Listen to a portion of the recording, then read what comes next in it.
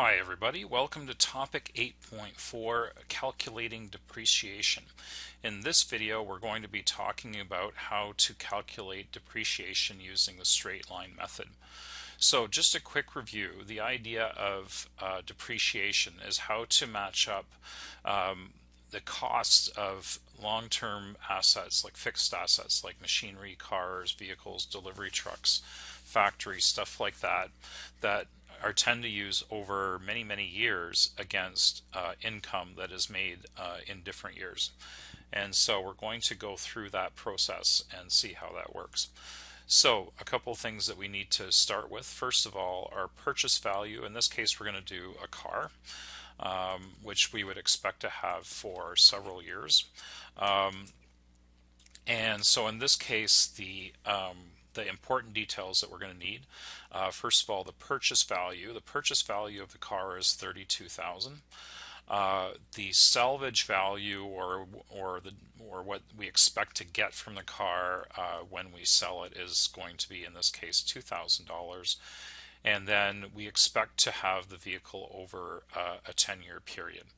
And so now what we have to do is figure out of this $32,000, how much of it we're going to put as an expense against the profit that we make in each year.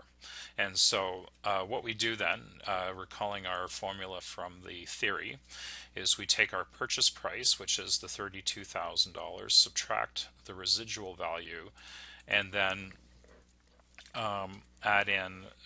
divide it by the number of years that we expect to use it. So make sure that you pay attention to your order of operations. You want to make sure that you subtract the residual value from the purchase price before you divide it by the number of years. So going back up here to our numbers and plugging in our values, we're going to have 32,000. I better put that in a bracket just to keep it real.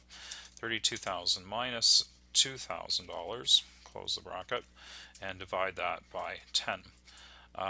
If we do the first part like we're supposed to, or do it step by step, we're going to end up with $30,000 divided by the 10 years.